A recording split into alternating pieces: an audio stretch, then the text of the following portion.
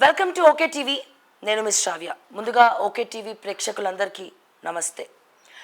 కాంగ్రెస్ ప్రజాపాలన సరిగ్గా రేవంత్ రెడ్డి గారు ప్రమాణ స్వీకారం చేసిన రోజు ఇది.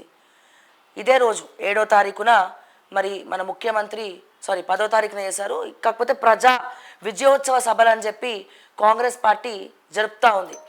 అయితే మనం ప్రతిసారి ప్రశ్నిస్తూ ఉన్నాం, ప్రతిరోజు ప్రశ్నిస్తూ ఉన్నాము. 6 గ్యారెంటీలు 420 హామీలు నెరవేరాయా?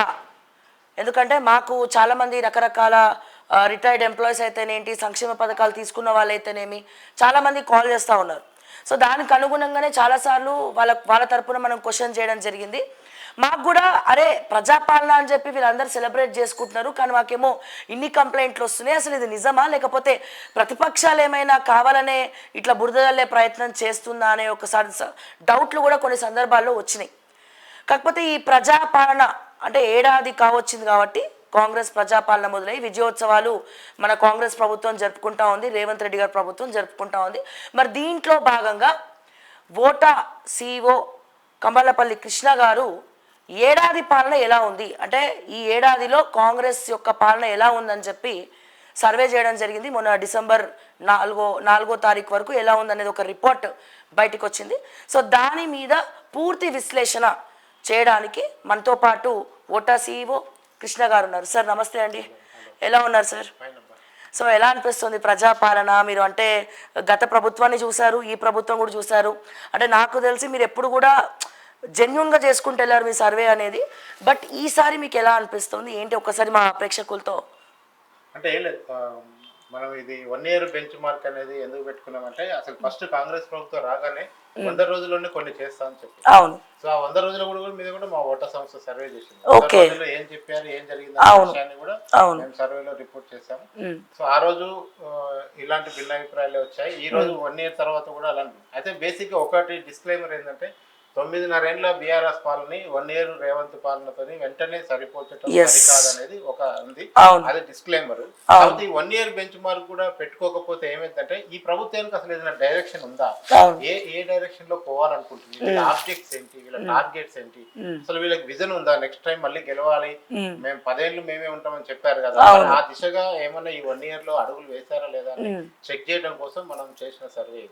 సో ఈ జనరల్ గా ఏంటంటే భారీగా అబ్బాయి అనవసరంగా వచ్చింది ఈ ప్రభుత్వం అని భయంకరంగా తిట్టుకునే సందర్భం లేదు, గొప్ప ప్రభుత్వం వచ్చిందని నెత్తిన పెట్టుకునే సందర్భం లేదు. సో అటు నెగిటివిటీ గానీ ఇటు పాజిటివ్ రెండు కూడా పాస్ మార్కులకు దగ్గరగా ఉంది. సో ఒక రకంగా చూస్తే పాస్ కూడా కాలేదని చెప్పొచ్చు. కానీ ఈ 1 year లోనే అంతా ఎలా మీరు ఇది చేస్తారనుకున్నప్పుడు నిజంగా 1 year చాలా తక్కువ టైం, 4 ఏళ్లలో చూడాలి. అట్లీస్ట్ ఇంకొక 2 సంవత్సరాలు అంటే ఒక 2.5 నుంచి 3 సంవత్సరాలు పరిపాలించిన తర్వాత ఈ స్కీమ్స్ అన్ని కూడా ఒక లైన్ లోకి వచ్చిన తర్వాత మనకు బెనిఫిషియర్స్ ఏం మాట్లాడుతున్నారు దాన్ని బట్టి ఒక అంచనా.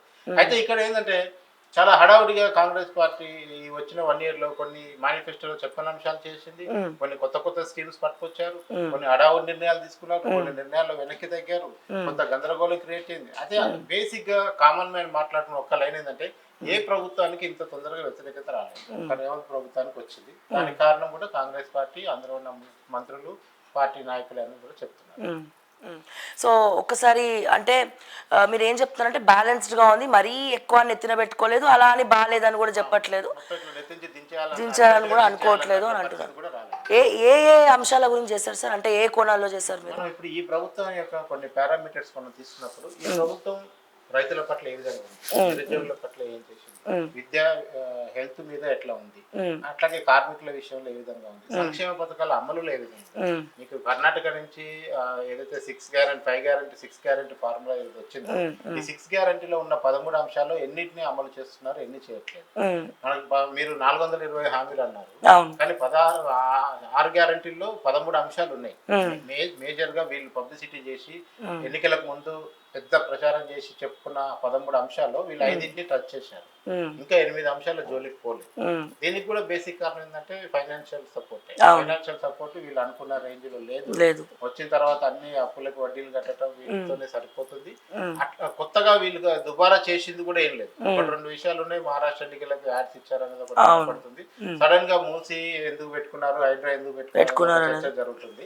కానీ ఇప్పటికీ వీళ్ళు ఏదో స్కాములు చేసి వచ్చిన డబ్బులన్నీ డైవర్ట్ చేశారు ఇచ్చారనో ఆ మంత్రికి ఈ మంత్రికి డబ్బులు వెళ్ళిపోయినాయి అనే దాంట్లో కొంచెం ఒక చర్చ జరుగుతుంది మొబిలైజేషన్ అడ్వాన్స్ విషయంలో. కానీ అదే సేమ్ టైంలో ఇమ్మీడియట్ గా చేసిన కరప్షన్ కూడా ఏం కనపట్లేదు కనుక బాగా నిధుల లేమి అనేది ఈ ప్రభుత్వాన్ని చాలా వెంటాడుతున్న సమస్య.